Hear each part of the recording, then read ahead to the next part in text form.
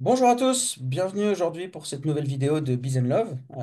Aujourd'hui, j'accueille une entrepreneure suisse, ma chère Suisse. J'ai pas beaucoup de personnes qui viennent de Suisse sur mon compte, mais il y en a quelques-unes de temps en temps. Et aujourd'hui, on accueille Mélodie Chassot. Bonjour Mélodie. Bonjour. Est-ce que tu peux nous parler un petit peu de toi, de qu'est-ce que tu fais, quel était ton intérêt à venir sur cette interview Biz and Love, où on va étudier un peu les dynamiques entre la relation, le travail, l'entrepreneuriat. Euh, J'ai beaucoup aimé ta réaction quand je t'ai contacté pour te proposer ça. Est-ce que tu pourrais nous en dire un peu plus? Bah déjà, j'aime beaucoup simplement découvrir des nouvelles choses et je trouve que plus on parle de certains sujets, plus justement, non seulement on évolue chacun d'entre nous, mais le monde évolue autour de nous. Donc, quand tu m'as proposé par rapport au domaine professionnel et lié avec le privé, je trouve que c'est un sujet où on n'en parle pas assez. On parle beaucoup de comment faire du business, comment gagner de l'argent, ça c'est facile, j'ai envie de dire, mais on ne parle pas des coulisses. Et du coup, je me suis dit que ça pouvait être vraiment très intéressant de pouvoir donner mon point de vue et justement partager avec le tien afin de pouvoir faire évoluer les choses, soit pour nous ou pour les autres. Mm. Oui, exactement. C'est vrai on a beaucoup de gens comme moi qui aident un peu pour les thématiques amoureuses, les problèmes, comment gérer son couple, comment créer une relation saine, etc. On a beaucoup aussi de coach business, comme on appelle, comment créer un business, comment communiquer, comment générer de l'argent, le mindset, machin et tout.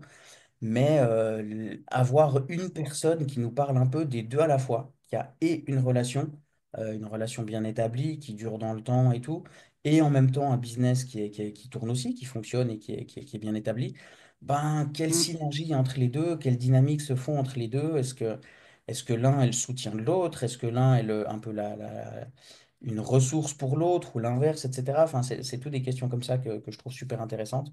Et ouais, sachant que toi, tu étais entrepreneur, bah, je me suis dit que ça valait la peine de te contacter par rapport à ça, quoi. Donc, merci beaucoup d'avoir accepté et de participer aujourd'hui à ça. Est-ce que Merci tu à peux toi déjà... pour ton invitation. Mais avec grand plaisir. Est-ce que tu peux déjà te présenter en deux mots? Qui tu es? Comment... ouais, tu as le droit En d'en deux dire mots, plus que ça va deux. être difficile, mais je vais essayer. C'est ce que j'allais dire. Tu as le droit d'en dire plus que deux si tu veux. Mais qui tu es? Qu'est-ce que tu fais là? Qu'est-ce qui fait que tu es entrepreneur? Qu'est-ce que tu fais comme boîte, etc., etc. Raconte-moi tout ça. Alors, je suis donc Mélodie Chassot, thérapeute, coach, j'aime dire multipotentiel en fait. Je touche à tout, j'ai beaucoup d'outils différents, j'utilise autant l'énergétique, la médiumnité, que tout ce qui est un peu concret. J'aime particulièrement l'humain dans sa globalité et surtout analyser. Donc, j'ai une grande faculté d'analyser les choses très rapidement pour pouvoir observer où il y a les liens, où il y a les difficultés et surtout, sinon c'est un peu inutile, trouver des solutions. Donc, Mhm. c'est un peu le truc que j'aime le plus, c'est de comprendre une difficulté dans son ensemble, aller vraiment regarder à l'origine pour ensuite pouvoir refléter le pourquoi du comment on a attiré ou pas certaines choses et surtout comment pouvoir modifier ces choses-là en fait pour améliorer sa vie ou aller dans une direction qui est beaucoup plus agréable selon nos choix. Mhm. Et je le fais ou à distance, ou je viens de fermer un peu mes cabinets il n'y a pas si longtemps que ça. Et maintenant, je privilégie plus à distance, même si parfois je me déplace encore chez des clients en Suisse, dans notre Mhm. belle Suisse. Ok. Et tu fais ça depuis combien de temps? Depuis quand Bientôt est-ce que... 5 ans. Bientôt 5 ans. Tu es Ouais. Avant, je faisais indépendante? des massages aussi. Pardon. Ok, d'accord. Ouais. 5 ans que tu es indépendante, du coup, tu as toujours été un peu dans l'énergétique ou tu as d'abord fait les massages et ensuite l'énergétique? Alors en fait, mon père m'a formé au massage à mes 20 ans. Et lui était guérisseur, magnétiseur, il faisait coupure du feu, il était en lien d'ailleurs avec le CHUV, l'établissement hospitalier par rapport aux grands brûlés, aux genre de choses. Ok. Mais on n'avait pas un lien très proche à ce moment-là. Et il est Mhm. décédé une année après, quand moi j'ai eu un accident de voiture. Et du coup, j'avais terminé mes diplômes de massage, donc reboutage et puis relaxant, sportif, etc. Et par la suite, j'ai jamais voulu en fait être à 100% masseuse. C'est quelque chose qui m'a jamais intéressée. Masser des gens toute la journée, c'est quelque chose qui m'a vraiment pas intéressée. Du coup, j'ai fait plein d'autres jobs différents. J'ai vraiment un CV assez long. J'ai vraiment Mhm. pu acquérir aussi du coup énormément d'expérience aussi dans le domaine de l'entrepreneuriat parce que j'étais en lien avec beaucoup de patrons d'entreprise. J'ai pu beaucoup analyser, observer comment ils fonctionnaient, ce qu'ils devaient faire et ce qu'ils devaient pas faire. Et j'ai toujours été, on va dire, dans cet esprit justement analytique. Donc, du coup, tout ce que je vis, en fait, pour moi, est source d'apprentissage. Mais n'importe quoi, que ce soit l'amour ou le professionnel. Mhm. Et par la suite, j'étais avec un dernier employeur qui était justement à son compte. Et c'est vrai que là, au bout d'un moment, j'ai dit, mais en fait, j'ai donné toute mon énergie, toutes mes idées. Au bout d'un moment, il faut que je le fasse pour moi. Parce Mhm. que j'en ai marre de voir, enfin, tu vois, quand tu observes les difficultés, les analytiques et que la personne, bah, bien sûr, elle est libre ou pas de prendre en considération parce que ça reste son entreprise, Mhm. ben, au bout d'un moment, il y a un peu de frustration. Après, je suis aussi un vrai bélier, donc je suis le bélier Mhm. leader qui aime être indépendante, qui aime faire comme je veux. Donc c'est vrai qu'au bout d'un moment, aller dans la direction de faire comme je voulais, quelque chose à moi, ça s'est profilé vraiment parfaitement au bon moment, Mhm. vers mes 30 ans, comme ça, où je Ok. me suis pas mal remise en question et j'ai dit, OK, maintenant tu te lances, t'essayes et puis tu donnes tout, puis ça marche, tant mieux, ça marche pas, tant pis, il y a toujours un plan B. Puis du coup, ça a bien Mhm. marché. Ouais. Je me suis lancée juste avant le Covid, en fait. Ok, ah oui, super timing. Mhm.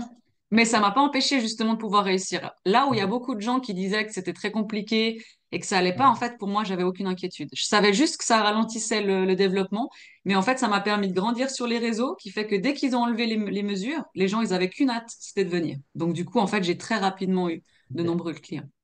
Ok. Ouais, c'est chouette quand ça marche comme ça, quand c'est fluide, quand on sent que les portes elles s'ouvrent, Mm. quoi.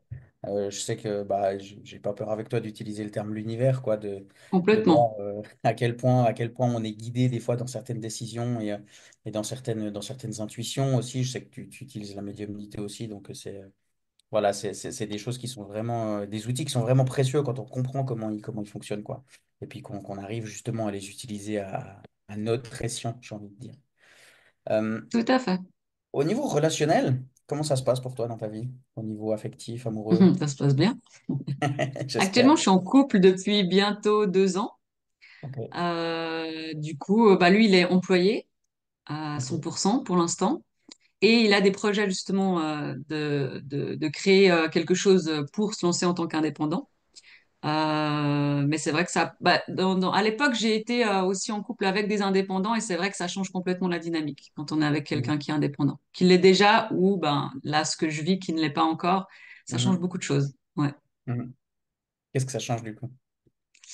Ben, je dirais que quand j'étais en couple avec des personnes qui étaient déjà indépendantes, ça permettait une facilité au niveau de la compréhension de la surcharge de travail.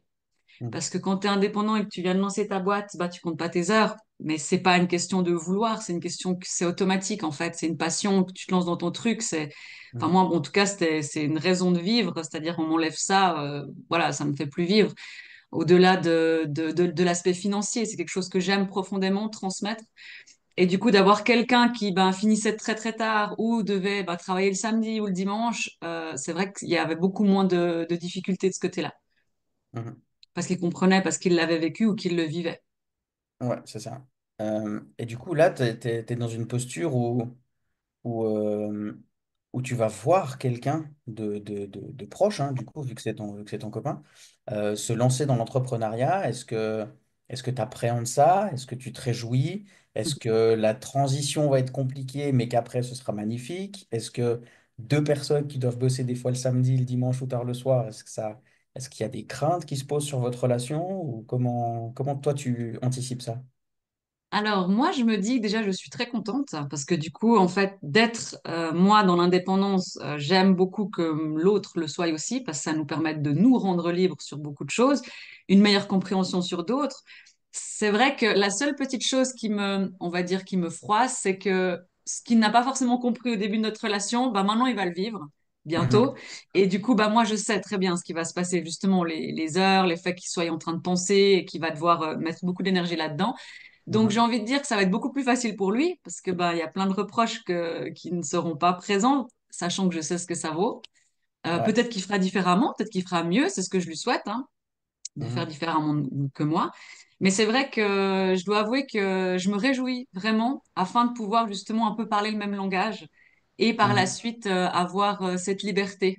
Cette Mhm. liberté quand même, autant quand on est indépendant, on n'a pas cette liberté parfois parce qu'on doit s'investir à 800%, autant parfois on peut quand même voilà, lever le pied puis se dire, OK, maintenant on arrête, on peut se barrer une semaine ou deux, en fonction Mhm. évidemment des finances et tout ça. Mais Ouais. à deux, c'est quand même plus facile. Il n'y a pas, ah bah non, mon patron, il n'est pas d'accord, quoi. Donc, Ouais. j'avoue que je me réjouis qu'on soit sur la même longueur d'onde de ce côté-là. Mhm. Je pense que actuellement, ce que tu vis, d'être en relation avec quelqu'un qui est employé justement et qui n'a pas alors je ne vais pas dire qu'il n'y a pas cette fibre d'entrepreneuriat, puisque tu as dit qu'il allait peut-être s'y lancer, mais qu'il n'y a pas ces contraintes-là, cette permanence-là en termes d'idées, de création, de cerveau, de choses comme ça, cette passion-là, on va dire. Est-ce que ça génère pas aussi quelque chose où c'est lui qui t'aide à lever le pied parfois, puis dire, ouais, bon, là maintenant c'est Mm, bon, on part en week-end, et puis là maintenant tu poses ton téléphone, et puis on n'est que les deux, quoi. Est-ce qu'il n'y a pas un truc comme complètement. ça qui peut aider à ça? Oui, complètement. Oui, oui, alors lui, ben, autant il m'écoute quand je fais mes théories, parce que j'arrête jamais, vraiment, j'arrête jamais. En plus, en étant HPI, ben, ça s'arrête vraiment jamais dans ma tête. Mhm, Récemment même, on organisait une soirée pour célibataires et lors de la soirée, je disais ah mais on pourrait faire ça comme ça, la prochaine fois on pourrait faire ça, on pourrait faire ça. Puis il rigolait. Il disait mais tu mhm, t'arrêtes jamais. Je dis bah mhm, non, quand j'ai un projet, il est à peine fini ou même pas commencé que j'en ai déjà un autre. Donc c'est ouais, vrai que je dois avouer que ce qui c'est ouais, c'est un peu un point d'ancrage effectivement. Il me permet des fois de dire maintenant stop, c'est bon, t'as fait ton maximum, repose-toi, prends du temps pour toi. mhm, Et c'est vrai que c'est quelque chose de très positif même si je l'accueille pas forcément tout le temps autant, on va dire avec le cœur, parce que ben je reste bien des fois dans mon focus. mhm, C'est quand même quelque chose d'appréciable qui me permet de pouvoir dire, ok, ben voilà, quand on part en vacances, j'ai toujours cet esprit qui peut avoir des idées, mais un peu moins, effectivement, parce mhm, que lui, ben me ramène à une certaine réalité. C'est pas plus mal, ouais. mhm. Ouais, je connais bien cette idée que quand on est HP, les idées, elles s'arrêtent jamais, qu'on a toujours, Ouais, mais toujours c'est un génial, moi lien. j'adore ça. Moi, j'adore ça aussi, mais on a toujours un lien à faire, on est toujours en train de penser à un truc. Enfin, c'est vraiment omniprésent. Et quand tu travailles pour quelqu'un que tu es employé, bah, c'est omniprésent, entre guillemets, à son service. Pas que, parce que Mm, c'est pas que sur le plan professionnel qu'il y a ces connexions qui se font. Mais quand tu es indépendant et que tu vis pour toi, ces connexions, elles se font pour nourrir toi, ta vie, ton avenir. Et mm, c'est extrêmement riche et j'adore ça aussi, quoi. Donc, ouais, je comprends bien le truc. mm, Euh, Niveau chronologie, donc tu as été indépendante avant d'être avec mhm. cet homme, dont on n'a pas dit le prénom, mais peu importe. Euh, Comment est-ce que lui a perçu ça au départ? On sait que en principe, les hommes, voilà, il y a un truc un peu archaïque, un peu instinctif, où les hommes, ils aiment bien avoir le dessus, ils aiment bien tenir les rênes et tout, et puis avoir un peu le contrôle de la locomotive de la relation, j'ai envie de dire. Et au final, bah, il rencontre quelqu'un, une femme qui est indépendante, qui a peut-être au niveau financier des meilleurs revenus que lui, qui est forcément, comme tu as dit, qui travaille beaucoup, qui est manifestement très autonome. Est-ce que ça a été un frein pour lui? Est-ce que ça a réveillé des peurs? Est-ce que ça a été un sujet dans votre relation au début? Ou est-ce que tout s'est fait naturellement parce qu'au final, bah, c'est un travail, quoi. Alors, ce qui est assez génial, c'est que, enfin, génial et en même temps, on va dire, bon, je vais développer, ce sera peut-être plus simple. Lui a toujours apprécié qu'une femme soit indépendante. Lui, c'est un peu ce qu'il recherchait, justement. Donc, du coup, quand on Ok. s'est rencontrés, déjà, on s'est rencontrés pour des points de vue professionnels, parce que du coup, il était Mhm. dans le trading à côté de son activité, et moi, je m'intéressais à d'autres choses. Je me disais, est-ce que je m'intéresserais pas à l'immobilier ou au trading? Et j'avais besoin de rencontrer quelqu'un qui puisse me parler un peu plus de ça. Et puis, apparemment, on se suivait sur les réseaux, donc on s'est rencontrés vraiment à titre professionnel. Ce qui fait que la couleur, elle était un peu annoncée depuis le départ, en fait. Mhm. Donc, Ok. apparemment, c'est quelque chose que lui appréciait énormément, mais je pense qu'il soupçonnait pas l'énergie que ça mettait. Je pense qu'il a découvert au fil du temps de notre relation que ben, c'est bien joli d'être indépendant, mais en fait, la personne, elle n'est pas tout le temps là pour toi. Et ce qui Mhm. fait que ça donne une relation un peu différente où tu te dis, bah, je suis avec quelqu'un comme ça, du coup, elle va pouvoir vivre vraiment avec une énergie avec moi, ben, pas vraiment. Et d'ailleurs, je suis très en plus solitaire. Donc, c'est quelque chose que j'ai dû beaucoup travailler à remettre l'énergie sur lui, l'énergie sur le couple, et que je continue de travailler encore aujourd'hui parce que c'est très compliqué pour moi, parce que bah, en fait, j'arrive à m'apporter tout ce que j'ai besoin que ça soit Mhm. professionnellement ou dans ma vie privée. Et du coup, je sais, ben, je connais voilà, ce que j'ai besoin, ce que j'ai pas besoin. Et le fait d'avoir quelqu'un d'autre qui vient, on va dire, dans mon énergie, c'est quelle place je lui donne, tout en sachant qu'il doit Mhm. aussi s'apporter à lui-même certaines choses. Donc, ça a Mhm. été assez intéressant à vivre, je dois avouer. Ça aurait Mhm. été très intéressant d'obtenir son point de vue à lui, Mhm. mais je pense que ouais, il devait pas soupçonner que ça mettrait, enfin qu'il était avec une personne autant indépendante que je le suis, à mon avis. Mhm. Et malgré tout, au moment où il l'a découvert, même si comme tu dis, ça vient petit à petit, au moment où il en a pris conscience, où il en a pris la mesure, où il a trouvé sa place dans cette dynamique-là qui est un peu imposée, j'ai envie de dire, par ton rythme de vie et par ton rythme de travail. Le fait que ce soit une relation qui n'est pas comme les autres, comme tu dis, est-ce que c'est un problème? Est-ce que c'est une ressource? Est-ce que finalement, c'est une relation pas comme les autres, mais ça reste une relation, donc s'il y a les mêmes conflits, les mêmes problèmes et ça se règle de la même manière? Ou est-ce que justement, il y a des choses qui se passent différemment par rapport à des relations que tu as pu connaître dans le passé?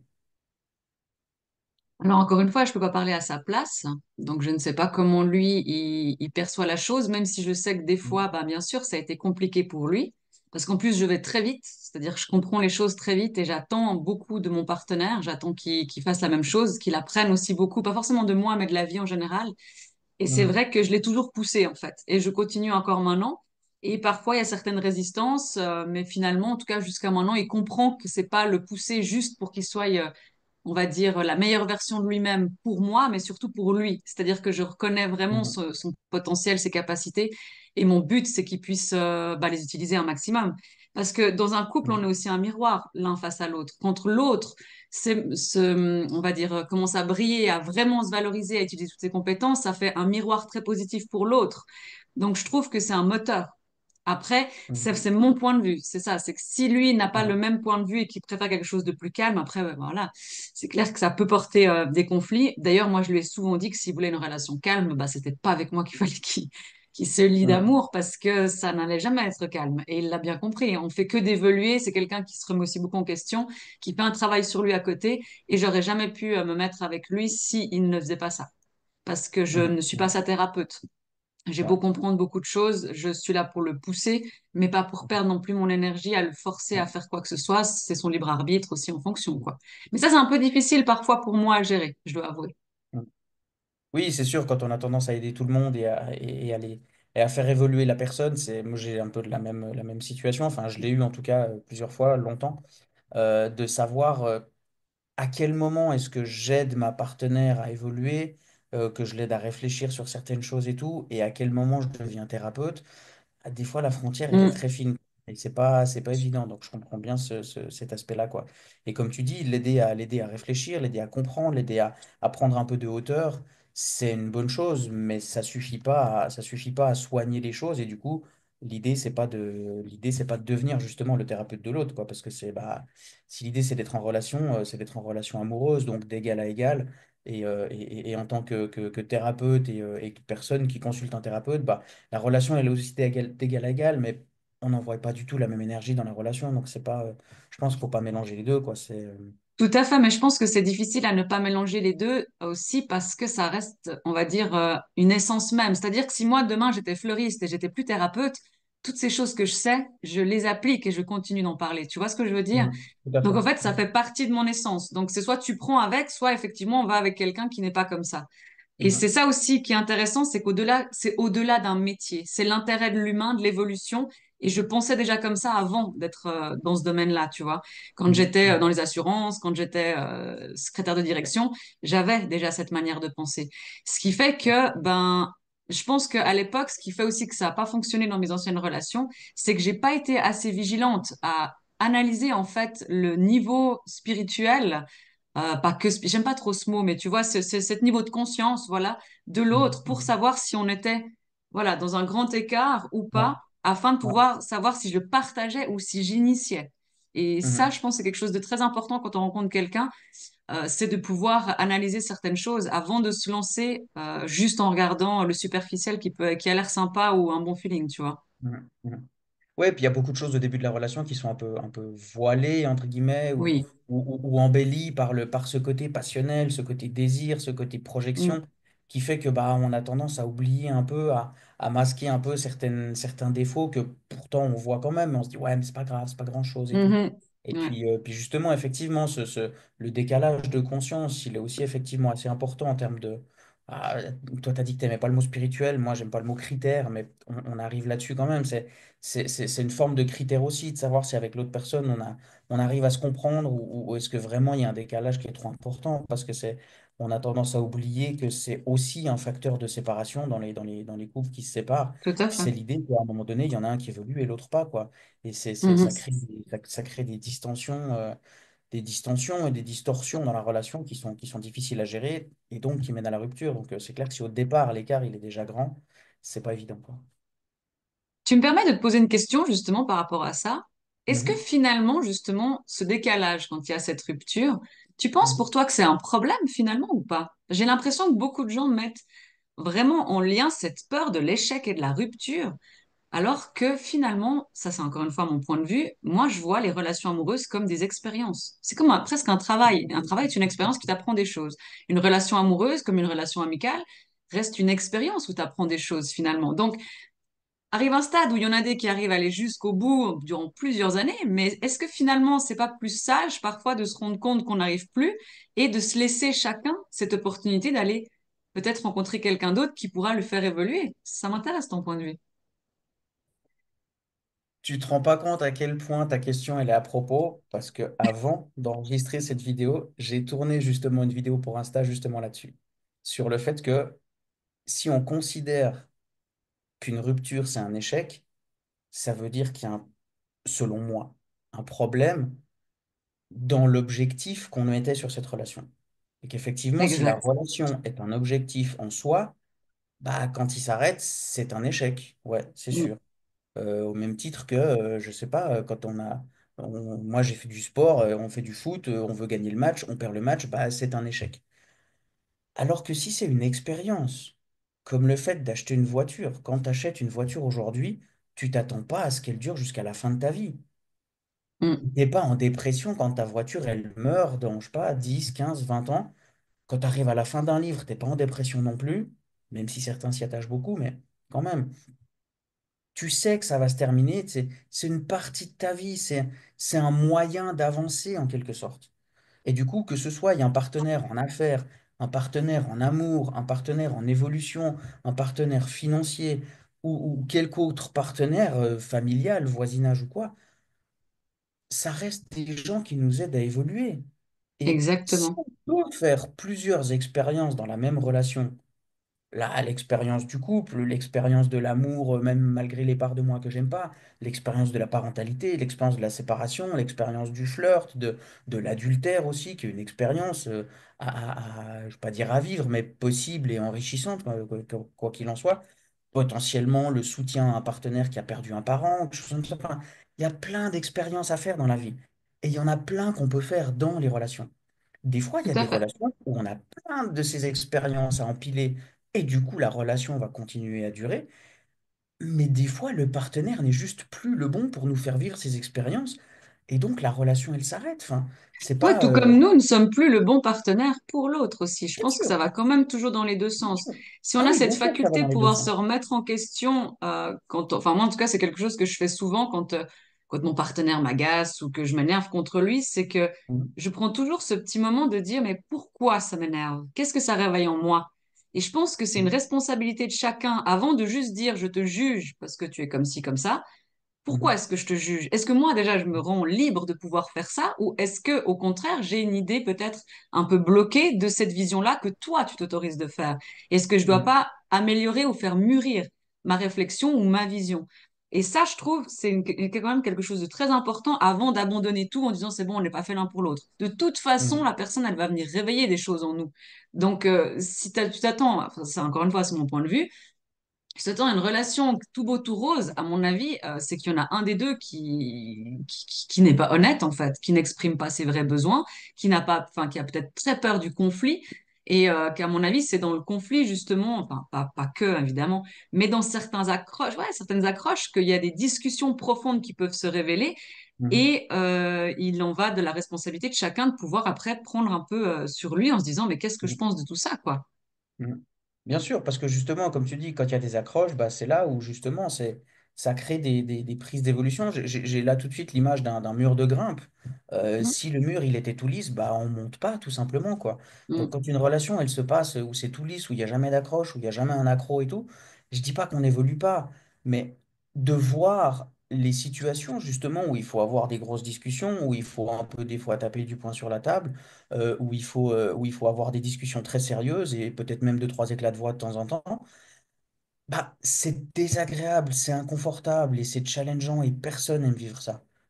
Mais ça Mhm, reste des phases où on peut évoluer parce que, comme tu dis, pourquoi mhm. ça me trigger autant?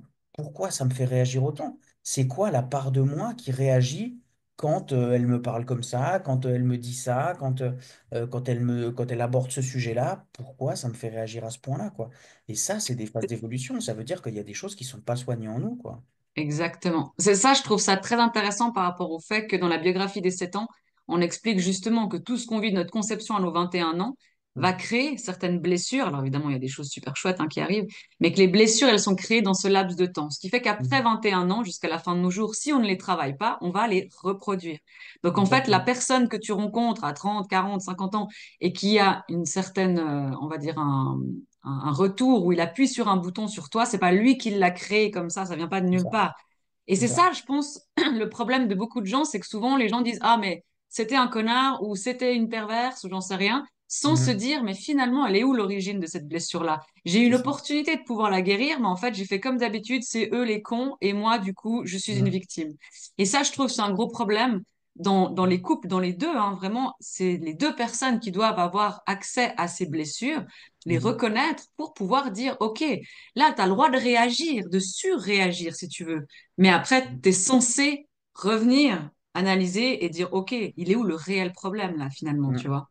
Oui, absolument. Comme tu dis, ce qui se passe dans la relation, enfin, les problèmes qui naissent dans la relation ne naissent pas dans la relation.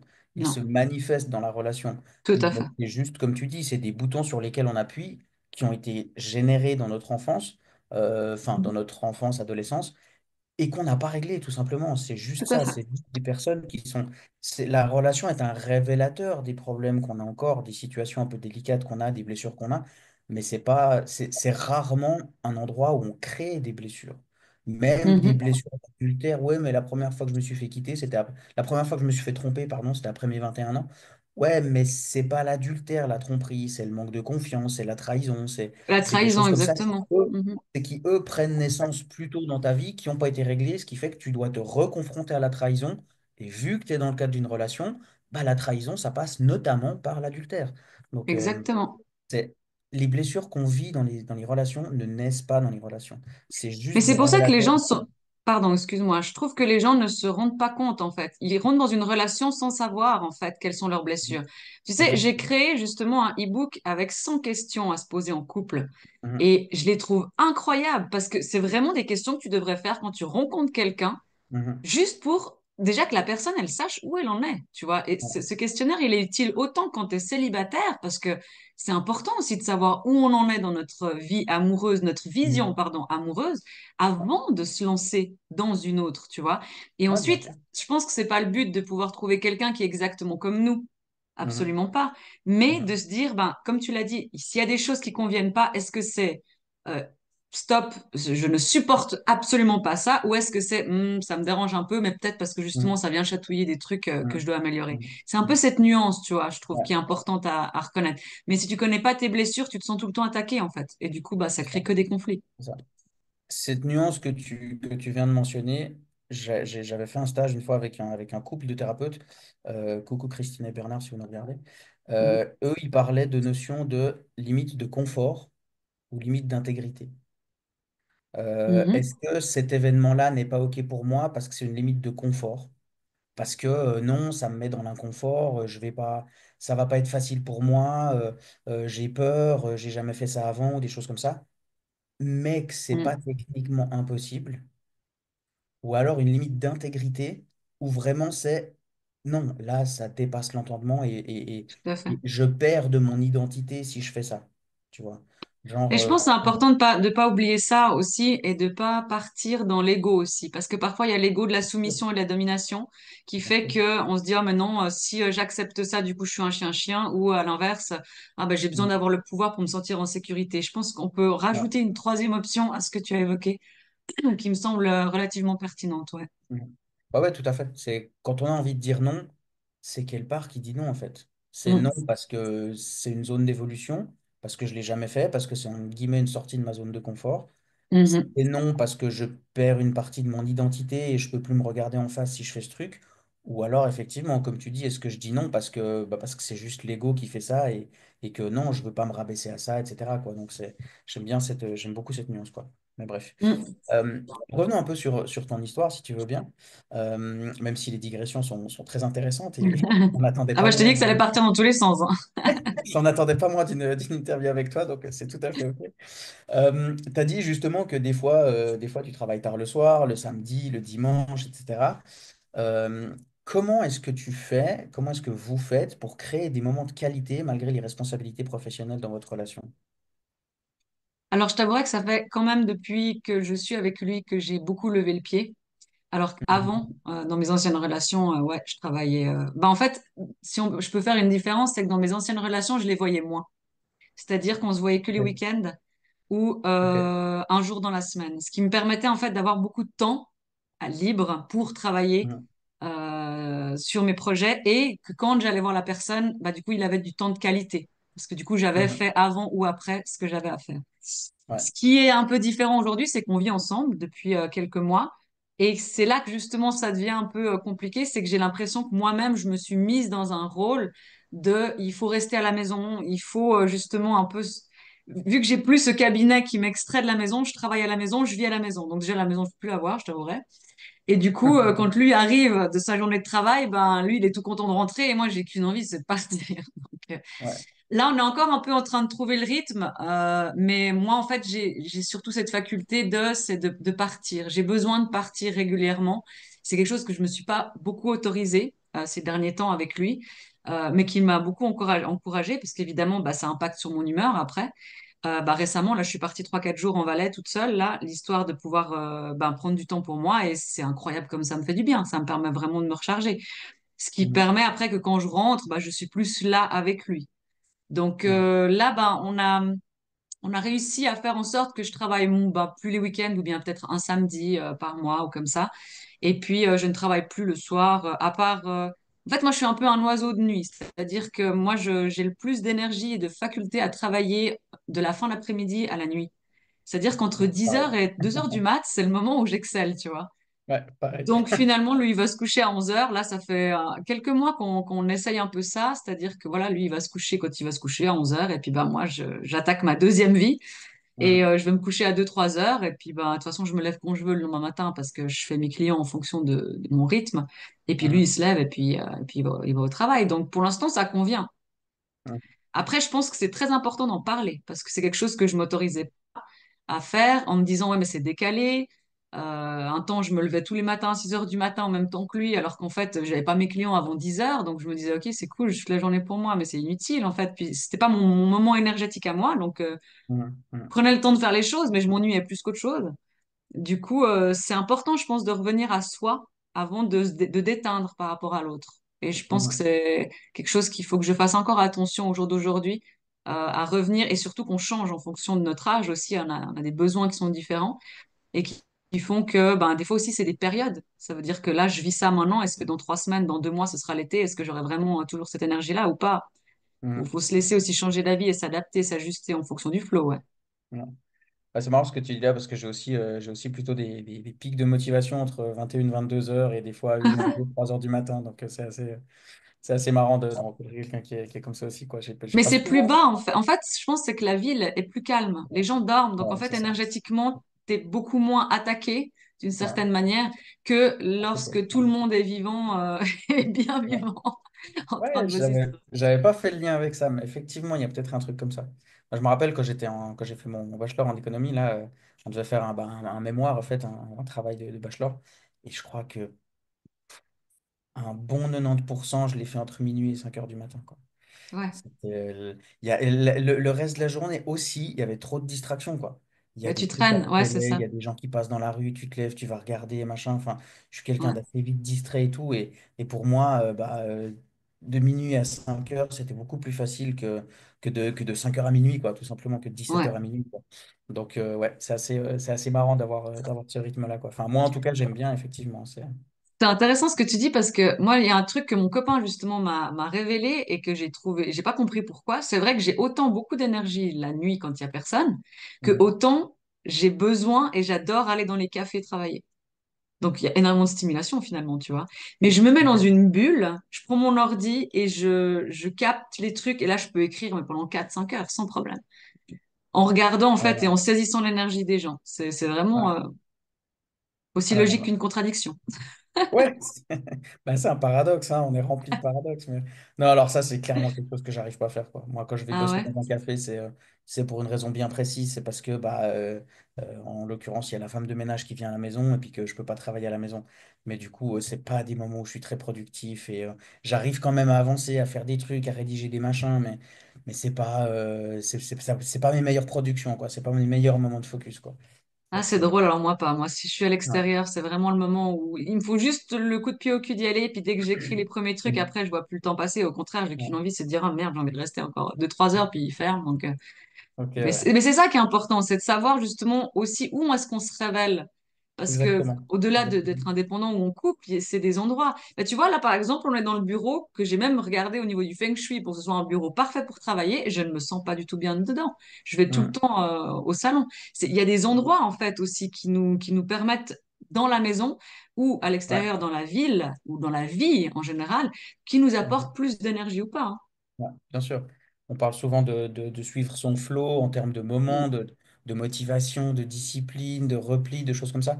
Mais les lieux ont un grand rôle aussi à ce niveau-là, quoi.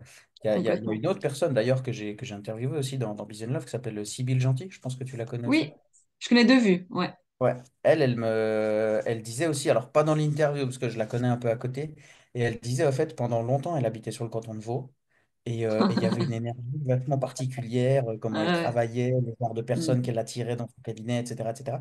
Elle a déménagé, je sais plus quand, il y a 2 3 5 ans, je sais plus. Elle a déménagé mais genre à 10 kilomètres de là, mais dans le canton ouais. de Fribourg. Et elle a dit, c'est le genre de Ouais. travail que je fais, il est complètement différent, quoi. C'est des personnes complètement différentes que j'attire, il y a des connexions qui sont très différentes et tout. Et je trouvais ça assez fou, quoi. Et effectivement, C'est ce que tu dis, évident. voilà, le flow, c'est pas seulement une question de timing, c'est aussi une question de lieu, effectivement, quoi. Mais surtout en Suisse, bah, tu vois, moi qui ai vécu sur Vaud aussi, Ouais. quand j'ai quitté le canton de Vaud à mes 28 ans, je suis venue dans le canton de Fribourg, je connaissais personne. Je savais Mhm. juste que depuis 6 ans, je voulais venir dans cet endroit. Et dès que je Ok. suis arrivée, toute ma vie a changé. Toute ma vie a changé, que ça soit amoureuse, que ça soit au niveau de l'estime de moi, de la confiance en moi, de mes projets professionnels. Tout a complètement changé. Et quand j'adore rouler, j'adore aller un peu partout, j'ai remarqué Mhm. que le Valais était l'endroit qui me permettait d'être le plus haute au niveau énergétique. J'ai fait des Mhm. lectures d'âme et de vie intérieure et des trans incroyables dans la nature en Valais que je ne fais pas du tout à Fribourg. Et là Mhm. maintenant, tu vois, j'étais en Gruyère pendant 5 ans. Là, on vient de déménager vers Matran. Mhm. Ça vibre complètement différemment. J'aime pas ça d'ailleurs. Je trouve que c'est englué. C'est vraiment même Ok. la terre, tu vois, moi qui vais promener le chien, je vois la terre. La terre est Mhm. molle, la terre est différente et énergétiquement, c'est pas du tout la même chose que quand tu vas dans le Jura, qui va t'apporter aussi d'autres énergies. Et c'est pour Mhm. ça que je dis toujours aux gens, mais partez de chez vous, allez regarder où est-ce que vous vous sentez le mieux, au-delà de changer de pays, évidemment, tu vois. Mhm. Mais il y a des endroits qui sont pas faits pour nous faire Mhm. prospérer, hein, dans tous les Mhm. domaines de notre vie. Ouais.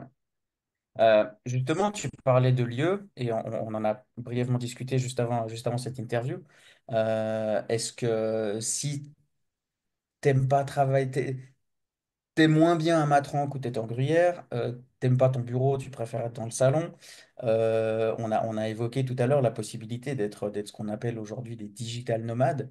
Mhm, Comment est-ce que ça pourrait se mettre en place dans une relation où toi, bah, tu as quitté tes cabinets, tu veux te mettre de plus en plus sur le net, enfin à distance. Euh, Lui, il est employé. J'imagine qu'il doit quand même se présenter au bureau, peut-être pas tous les jours, mais très régulièrement. mhm. Tu m'as dit que c'est quelque chose que tu envisageais. Comment? J'ai envie de dire, question très vague. Comment? Bah, je pense déjà qu'il faut préparer le terrain, c'est-à-dire que là, justement, comme tu l'as très bien dit, je suis en train de regarder comment faire pour faire à distance mon travail et que ça puisse avoir un roulement qui me convienne, surtout. Au-delà du financier, c'est surtout quelque chose une énergie qui me convienne. Mhm. Je suis encore en train un peu de tâter le terrain, d'essayer des trucs à gauche, à droite, voir ce qui me convient, tout en faisant des choses encore dans la matière, c'est-à-dire en créant des événements. Je suis vraiment en train un peu de regarder ça, mais ce qui est intéressant, c'est de se dire quand. C'est-à-dire que oui, là, Mhm. viscéralement, à l'intérieur de moi, j'ai envie de me barrer de la Suisse. Est-ce que c'est aussi le fait que je sois tout le temps à la maison qui fait que ça accentue ça? Mais je suis aussi consciente de deux choses, effectivement, mon conjoint et aussi mon chien. Alors, pour d'autres personnes, ce serait les enfants. Moi, c'est mon chien.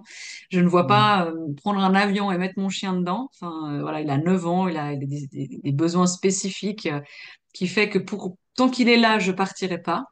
Et mon conjoint, Mhm. du coup, il a un métier, bah, il est en train de changer justement d'employeur là.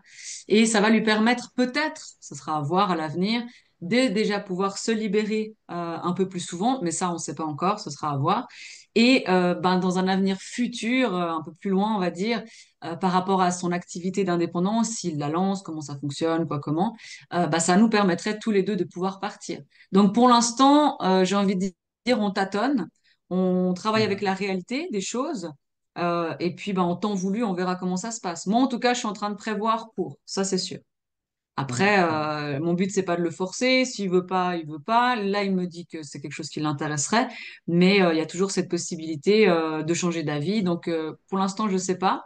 Mais c'est vrai que oui, bien sûr, ça peut faire que ça retient dans certaines choses, parce que c'est vrai que Mhm. là, je pourrais par exemple partir en Italie très facilement, parce que j'ai de la famille là-bas. Mais en même temps, je le prends pas négativement. Je me dis que c'est peut-être rien n'arrive par hasard dans la vie et que c'est peut-être un point d'ancrage qui me permet de pouvoir faire les choses correctement. Et rien ne nous empêche de partir peut-être plus tard, 3 semaines, un mois, et revenir pour déjà voir ailleurs. Parce que c'est bien joli de partir 2 semaines en vacances, mais d'y vivre, c'est complètement différent. Et je pense que c'est important de pouvoir trouver le lieu qui nous plaise pour pouvoir s'établir, au-delà comme tu le dis, d'être nomade et de bouger tout le temps. C'est pas forcément quelque chose Mhm. qui m'intéresse. Ouais, bien sûr. Et du coup, est-ce qu'il y a déjà des lieux que tu as envisagés, que tu sais, où tu sais que ça se passerait bien, où tu as déjà, comme tu dis, sur quelques semaines, pu travailler, puis en voyant que ça te permettait d'avancer à un rythme qui te convient, ou est-ce que c'est encore tellement au stade du tâtonnement qu'il n'y a même pas encore de lieu vraiment favori? Non, alors j'ai pas pu expérimenter les lieux suffisamment longtemps de cet aspect-là. Cependant, bah, quand je me connecte à moi et à mes énergies, j'ai beaucoup l'Espagne qui vient. Malgré que je sois italienne, j'ai l'Espagne, Barcelone. Alors pourtant je suis pas ville du tout, mais alors Barcelone et l'Espagne. Pourquoi tu rigoles? Parce que si un jour je pars, ce sera Barcelone. C'est vrai? Bah, je Moi, sais je pas, je sais. trouve qu'il y a une énergie, et pourtant j'aime pas la ville, je suis quelqu'un de très nature, donc à la base, c'est drôle, on parlait de ça avec mon conjoint, quand on s'est rencontrés, moi je lui parlais de Dublin, plutôt de l'Irlande, du Canada et des pays très froids, et c'est vrai que lui est de pays très chaud, et je dois avouer que ça m'a, bah, je sais pas, j'ai un peu Ouais. changé de cette manière-là, mais ouais, j'irais plus dans un pays où il fait pas trop froid non plus, sans Ouais. être trop chaud non plus, c'est Ouais. pour ça, c'est à voir. Mais ouais, plutôt Espagne, Portugal. Lui, il est portugais, donc du coup, ça peut Mhm. permettre aussi d'autres choses. Je parle pas le portugais, Ouais. mais justement, enfin, je pense qu'on peut apprendre beaucoup de choses. Et après, oui, alors on voit tous ces digital nomades qui sont à Bali et tout ça. Je dois avouer que Bali, j'aimerais bien aller jeter un coup d'œil pour m'y faire mon propre avis avant de faire quoi que ce soit. Parce que mon but, c'est pas non plus d'aller à Bali avec des Français. Tu vois ce que je veux dire? Et vu qu'ils Mhm. sont tellement Oui. nombreux, je me dis, mais c'est pas le but. Tu vois, le but, c'est de Ouais. vivre une autre culture, d'être Mhm. dépaysé.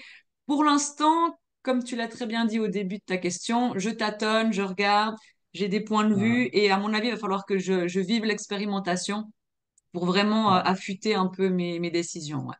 Mhm. Ouais, moi je sais que j'ai des vies antérieures à Barcelone et du coup c'est si un jour je dois quitter la Suisse, c'est le premier endroit où j'irai. Après, effectivement, Ah, c'est cool. comme tu as dit, je suis aussi très j'aime aussi beaucoup. Alors, je vais pas dire que je suis très nature parce que j'y passe pas quand même le plus clair de mon temps, on va pas se mentir, mais j'aime quand même beaucoup l'accès à la nature, tu vois. Moi, j'habite à Nyon, en 5 minutes, je suis à la forêt, en 10 minutes, je suis au Mm. lac. C'est quelque chose qui est très précieux pour moi et de me dire habiter, je sais pas, à la Plaza d'España ou Ouais, dans je ne sais quel quartier de Barcelone, waouh, la nature, elle est loin, quoi. ouais, Donc, effectivement, ça paraît un peu contradictoire, mais si un jour je dois partir, c'est le premier endroit où j'irai, quoi. C'est sûr à 100%. Après, on verra bien ce qui s'y passera, mais en tout cas, c'est le premier endroit où j'irai. Donc, c'est assez. Justement, vu que tu parlais de l'Italie, je pensais que tu allais plutôt parler de l'Italie, de la Toscane. C'est aussi un endroit que j'ai visité, pas habité, mais visité. La Toscane, c'est magnifique aussi, quoi. Sienne, c'est. J'ai dit une fois à une ex avec qui j'avais visité Sienne, justement, je lui avais dit, moi, j'aimerais mourir à Sienne une fois. Donc, trop beau. ouais, Bon, tu sais pas, hein, peut-être. l'Italie, ça me parle aussi, mais ouais, le premier endroit où j'irai, c'est Barcelone, c'est sûr. Non, Donc, bah, l'Italie, Barcelone, Portugal, moi je les mets un peu dans le même panier, c'est-à-dire que c'est le côté oui, latin. Ça Bien reste sûr, quelque c'est la chose, même chose. voilà, il y a une énergie, déjà le soleil, Mhm. la nourriture aussi, parce que je suis désolée, mais en Suisse, qu'on mange, je respecte à tous les agriculteurs hein, qui font un travail extraordinaire, mais les légumes sont tristes. Les légumes, Mhm. les fruits, quand tu mords un fruit en Italie, je suis désolée, mais il a vachement plus de goût. Tu vois, Mhm. les goûts, les saveurs sont différentes. Et ça aussi, je suis en train de vraiment faire attention par rapport à mon rythme de vie, tu vois.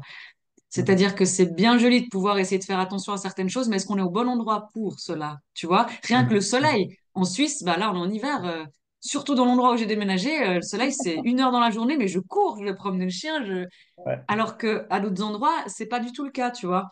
Et Mhm. je me dis, mais pourquoi se compliquer en fait et se stresser alors qu'on pourrait être peut-être dans un environnement qui soit beaucoup plus favorable avec ce qu'on a besoin, tu vois? Mhm. Mhm. Justement, ça fait un point avec la prochaine question que je voulais te poser, c'est que est-ce que selon toi, l'épanouissement personnel est essentiel pour maintenir une relation équilibrée, autant du côté amoureux que du côté professionnel?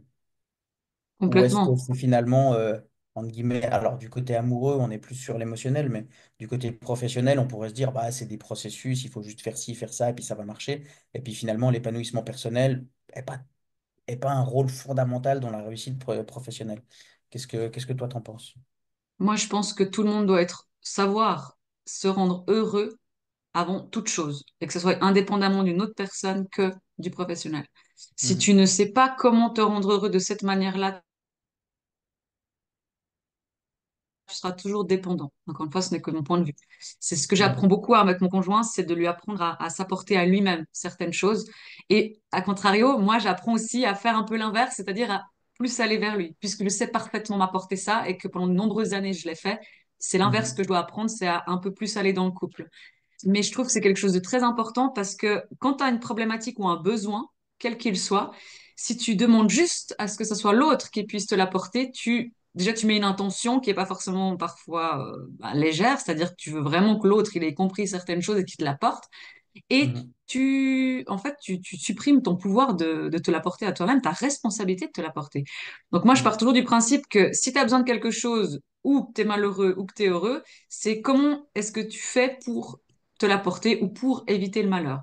Et ensuite, si tu n'y arrives pas, là, tu peux en parler. Pas forcément si tu n'y arrives pas, mais si tu as besoin d'un coup de main ou que tu penses que ça peut être mieux, c'est d'en parler à l'autre, de dire, écoute, là, moi, je suis déjà en train de faire le taf pour, j'ai besoin que tu fasses ça comme ça. Et après, libre à lui d'accepter ou pas.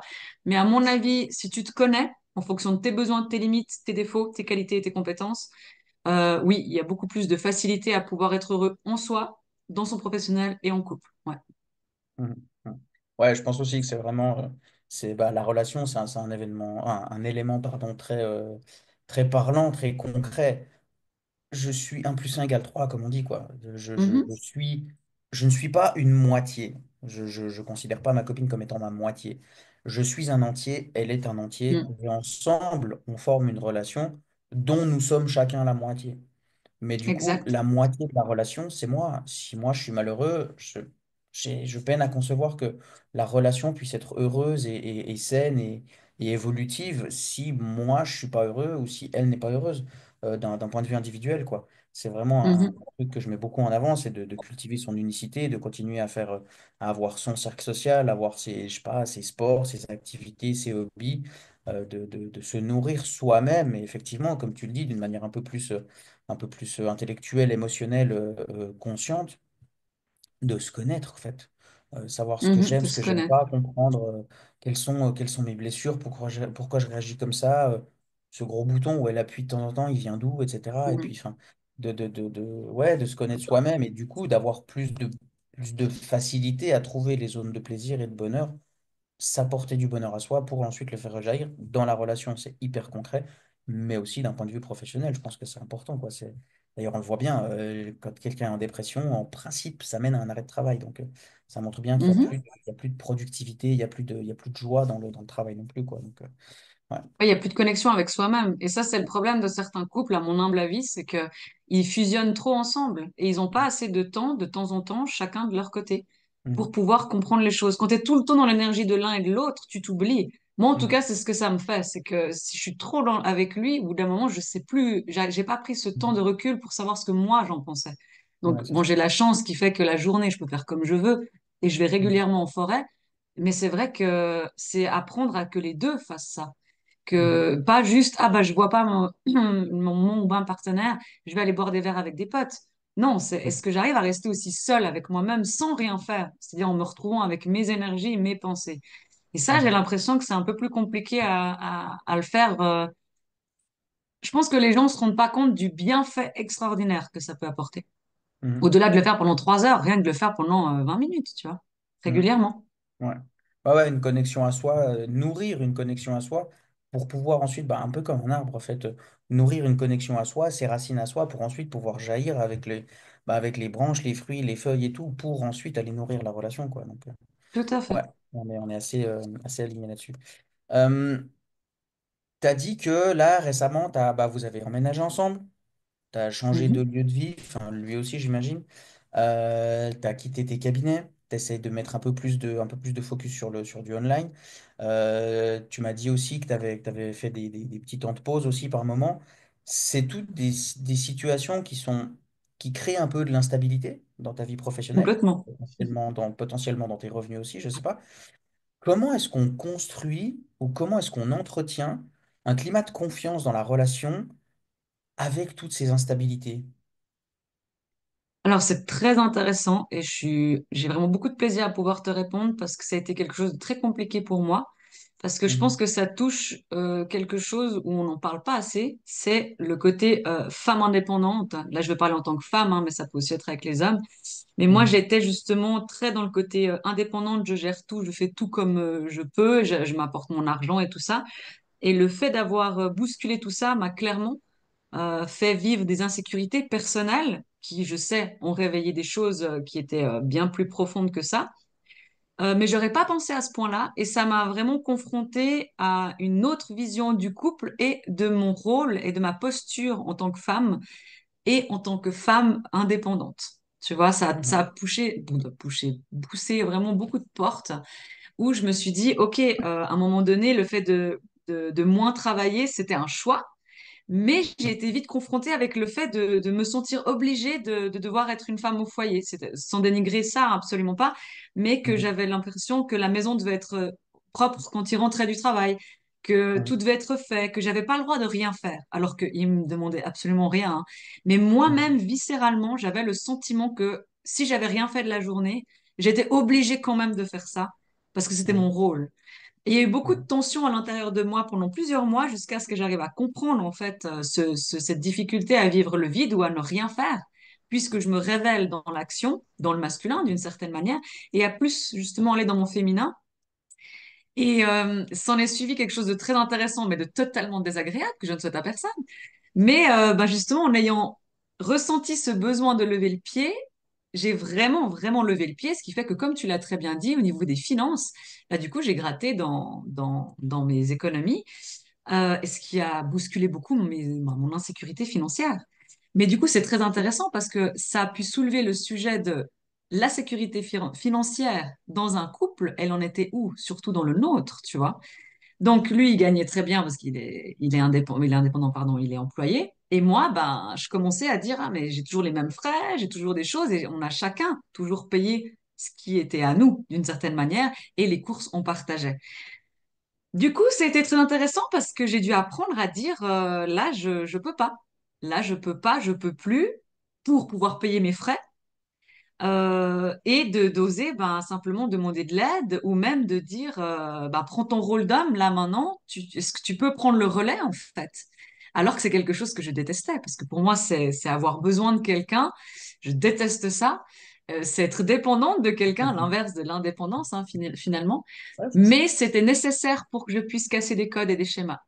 Et Mhm. ça a été très intéressant parce que du coup, il y a eu aussi ben, une posture de son côté, hein, qui a dû se faire, qui a aussi un peu bougé, pas forcément agréable non plus, mais on a réussi à pouvoir adoucir ça et trouver un terrain d'entente, même si dans ma tête je fais toujours les calculs, hein, tout ce qui paye je le calcule, alors qu'on a dit bah voilà le jour qu'on gagne plus ou moins, voilà on s'en fiche. J'ai quand même toujours cette calculatrice dans la tête qui dit ok tant tant tant tant tant s'il y a quoi que ce soit je sais que je lui dois tant alors que il me le demande pas tu vois. Mais c'est très Mhm. intéressant à observer parce que je pense que ça crée beaucoup de conflits inutiles dans les relations si on n'en parle pas, Mhm. ouvertement et que en tant que femme forte, indépendante et qui sait tout gérer, bah, c'est pas parce que justement tu demandes de l'aide que tu ne sais plus rien gérer. C'est juste une période et le but, c'est justement de se soutenir dans un couple. Et justement, ton couple, c'est quoi alors à ce moment-là? C'est juste Mhm. pour passer des bons moments ou c'est pour traverser les moments difficiles et les sujets difficiles comme Ouais. l'argent ou Ouais. certaines choses comme ça. Et je pense que c'est nécessaire pour chaque personne pour voir où il en est. Au-delà peut-être d'en parler au début et puis d'être au clair, hein. Mhm. Mais tant Mhm. que tu l'as pas vécu, moi j'aurais jamais pensé le vivre, ouais, ça soulève beaucoup d'interrogations et d'émotions désagréables, on va dire. Oui, et des deux côtés, comme tu l'as dit, parce que toi, tu es une femme très indépendante et tout, t'aimes pas avoir besoin de quelqu'un, Ouais. et lui, du coup, bah, il l'aimait, il était attiré par une femme indépendante qui aime pas avoir besoin de quelqu'un, qui est pas, qui est très autonome et tout, puis tout d'un coup, c'est une femme qui lui demande, entre guillemets, de, bah, comme tu as dit, de prendre le relais, de lui payer des trucs, donc lui aussi, ça a dû le bousculer un peu dans ces paradigmes-là, de ça fait quoi quand je dois me substituer à l'autre dans ses responsabilités ou éventuellement dans ses charges aussi, quoi.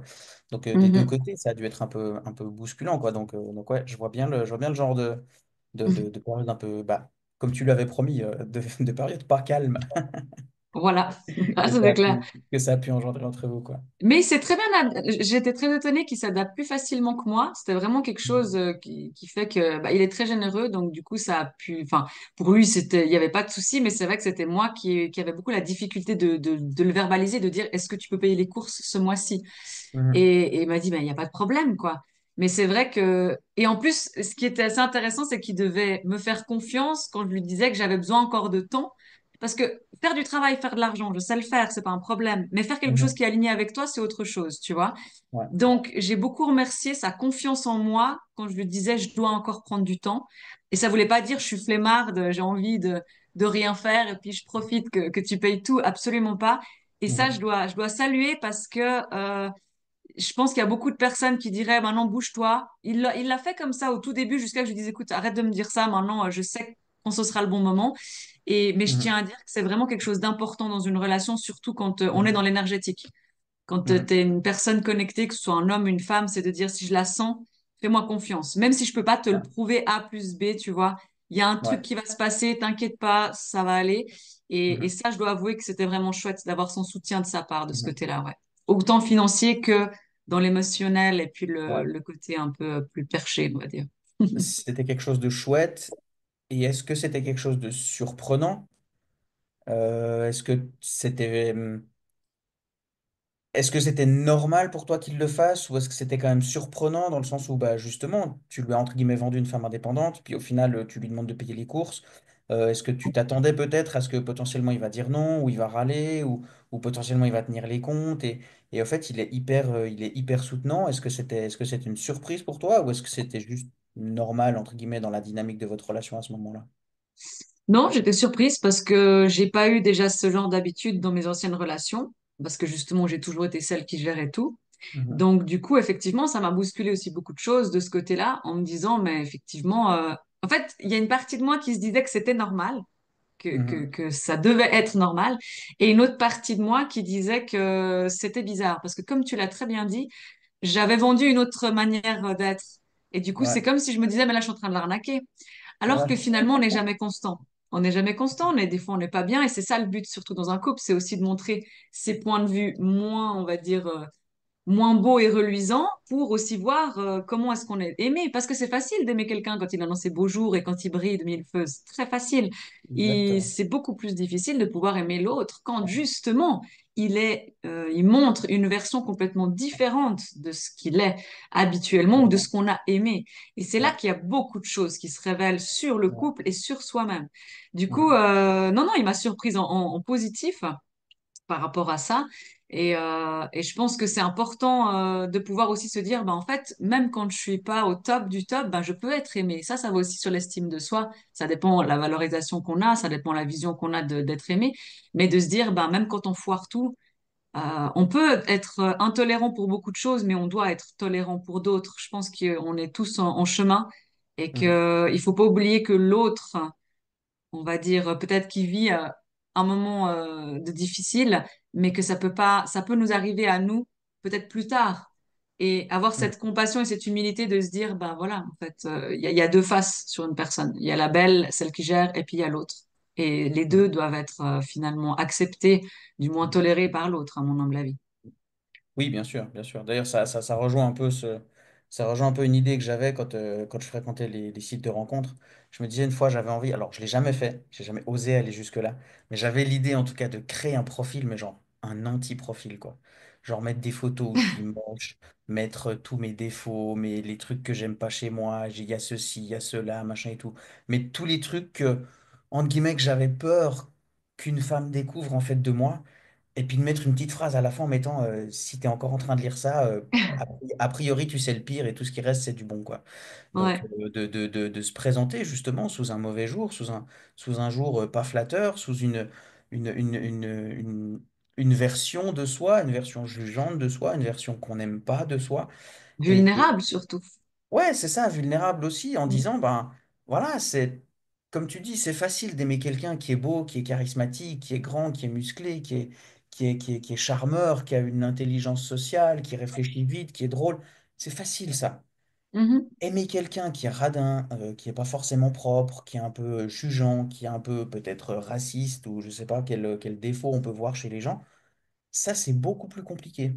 Et c'est si on arrive à faire ça, ben, si on est quand même attiré par la personne dans tous ses défauts, ben, j'ai envie de dire que la relation, elle part sur des très bons auspices parce qu'au final, après, encore une fois, être séduit par le reste, ça va être très facile, quoi. Donc, si on n'est pas Mhm. repoussé par le pire, on a déjà une très bonne base de relation, je pense. Et j'avais envie de faire cette expérience-là. Pour l'instant, je ne l'ai jamais faite, mais on verra bien. Je garde l'idée dans un coin de ma tête si Peut-être. un jour je repasse par là. Mais pour l'instant, Dieu merci, je touche du bois, je suis dans une relation qui est belle et épanouissante. Donc, pour l'instant, c'est loin de moi les sites de rencontres, mais sait-on jamais. On verra bien. C'est Euh, intéressant parce que je pense que ça reflète aussi le fait de comment est-ce que nous-mêmes on tolère ouais. nos parties d'ombre et nos vulnérabilités. Parce que c'est en fonction de ce qu'on voit de nous qu'on a peur que l'autre y voie la même chose. Alors que c'est ça qui est beau quand on se mélange avec quelqu'un, c'est que on est persuadé qu'il pense la même chose, alors que ben, souvent, pas du tout, et c'est plutôt une bonne chose. Ouais. Donc, Et justement, faire cet exercice, ça aurait été une bonne manière aussi de voir est-ce que l'autre, elle met des points de vigilance au même endroit que moi. Est-ce que ce que moi je considère comme des défauts chez moi, est-ce que l'autre va considérer que c'est aussi des défauts chez elle? Ou est-ce qu'au contraire, elle va se dire, ouais, mais ces trucs-là, je m'en fous. Moi, ce que mm, je veux, c'est qu'il ait les idées claires. Ce que je veux, c'est qu'il soit, je sais pas, qu'il soit ferme dans ses positions ou au contraire qu'il se remette beaucoup en question tout le temps partout, qu'il ait, je sais pas moi, que son appart il soit rangé. Enfin, elle va peut-être mettre des points de vigilance à d'autres endroits qui font que mes défauts ne sont pas des défauts que elle voit chez moi en fait. Que ça reste ma vision qui définit que c'est mes défauts. Mais que pour elle, mhm, c'est pas des défauts et que mes défauts, elle va considérer que c'est autre chose. Mon défaut, pour elle, ce sera peut-être que bah voilà, je suis très vite distrait. Pour elle, ce sera ça un défaut. Et de me dire, ok, ben moi, je suis à l'aise avec ça, donc elle va mhm. pas me juger sur un truc qui est fragile chez moi, et au contraire, elle va peut-être me juger sur un truc qui est, moi, c'est bon, j'assume, je suis à l'aise avec ça. Donc ça me solidifie aussi dans la relation, quoi. Donc c'était, ouais. Je trouvais l'idée intéressante, en tout cas, mais j'ai jamais fait l'expérience. Non. Moi, je pense que quand on Mélodie, se on arrive rencontre, il faut gentiment. surtout se montrer. Excuse-moi, pardon. Je Vas-y, disais, je pense vas-y. que quand on se rencontre, moi, c'est un peu toujours le conseil que je donne à mes clients, c'est d'imaginer d'aller voir un pote, en fait. Plus tu veux aller voir quelqu'un Ouais, pour lui exactement. plaire, plus tu vas justement te Ouais, modifier. Alors que si tu vas avoir un exactement. pote, finalement, bah, en fait, tu vas te dire, bah, trop bien, je vais me marrer. Et je Ouais, vais c'est pouvoir ça. peut-être un peu me lâcher la grappe, tu vois. Bah, quand Ouais, j'ai rencontré mon conjoint, le fait que ça soit un rendez-vous professionnel a fait que justement, c'était chouette parce qu'on s'est montré tel qu'on était. On n'était pas du tout pour un but de se draguer, tu vois. ouais, Donc exactement. ça change beaucoup. Les dates, les choses qui sont planifiées, moi personnellement, j'ai essayé plein de fois, j'ai détesté, ça a jamais abouti sur quelque chose de bien parce que c'est trop de pression. Mhm. Puis la personne, elle se montre pas comment elle est. T'arrives à un entretien Ouais, d'embauche, ça va pas du tout. ouais, Le c'est ça. spontané, c'est toujours le meilleur. Ouais. Mais ouais, effectivement, moi j'ai aussi beaucoup dit ça, que ce qui fait qu'on crispe la relation et la rencontre, bah, c'est justement l'objectif qu'on y met, quoi. C'est Mm. un date, il faut plaire, il faut séduire, faut que je sois intéressant, intelligent, il faut que je paye à la fin si on est un homme, on peut avoir ce genre de pression aussi. Enfin, Ouais, tous les ouais. trucs qui n'ont pas lieu d'être dans une relation qu'on a envie tous. autant les hommes que les femmes, d'être fluide, facile, un peu spontané, presque intuitif parfois. Et du coup, c'est pas en étant hyper dans un mental de contrôle comme ça lors du date, qu'on arrive à poser les graines d'une relation qui sera effectivement fluide comme ça, quoi. Donc, Ah ouais, tu t'éloignes de effectivement, toi-même. ouais, j'ai aussi beaucoup eu cette approche de dire, bah, alors moi, je disais pas va rencontrer une pote, mais je disais va juste rencontrer quelqu'un qui a une expérience à partager, quoi. Mhm. Qui est quelque chose, quelqu'un d'enrichissant, qui a une expérience, qui a une vie à raconter, un peu comme, je crois que c'est en Suède, ils font ça, ils ont des bibliothèques où on peut louer des Oui, êtres humains. ouais. Et En du coup, Danemark bah, aussi, je crois. C'est magnifique. Danemark aussi, ok, ouais. Ouais. Et je trouvais l'idée géniale, en fait. Va écouter quelqu'un, en fait, au lieu de lire un livre, va écouter l'histoire de quelqu'un. Et moi, c'est plutôt dans cette optique-là que je faisais des dates à l'époque. C'était vraiment dans l'idée de, je vais rencontrer quelqu'un, je vais rencontrer un autre destin, je vais rencontrer une autre facette de l'incarnation, de la vie sur Terre, de cette expérience-là. Et ça va être vachement intéressant. Si on a du bol, on va même se marrer, quoi. Et puis Mm. après, bah, la cerise sur le gâteau, peut-être même qu'on va se plaire. Mais c'était pas l'objectif de mes rencontres, en fait. Donc, ouais, c'est un conseil que je connais et que, bah, du coup, que j'ai appliqué aussi dans le passé. Donc, ouais, je vois bien ce que tu veux dire par là. Euh, du coup, je disais, Mélodie, on arrive gentiment au terme de cet entretien. J'ai une dernière question à te poser. Maintenant que tu y es passé, que tu vois un peu quel genre de questions je pose, quel lien je fais entre la relation amoureuse et la relation professionnelle, l'entrepreneuriat, est-ce qu'il y a une personne dans ton champ de conscience que tu voudrais voir passer dans cette interview après toi? Une personne dont tu te dis, mais comment cette personne elle fait pour gérer sa vie professionnelle et amoureuse avec autant de succès, a priori, autant d'un côté que de l'autre? Qui serait apte, selon toi, à jouer le jeu aussi, de se dévoiler un peu. Je suis navrée, mais en fait, je n'admire personne, je t'avouerai. Je m'inspire des gens, mais je pars du principe que les personnes que je vois sur les réseaux ne montrent pas justement forcément toute la vérité. Donc, je ne saurais pas. Franchement, tu me poses une colle. Tu me poses vraiment une colle. Oh, je pourrais te parler de Franck. Comment il s'appelle? Mais bon, je le connais pas du coup.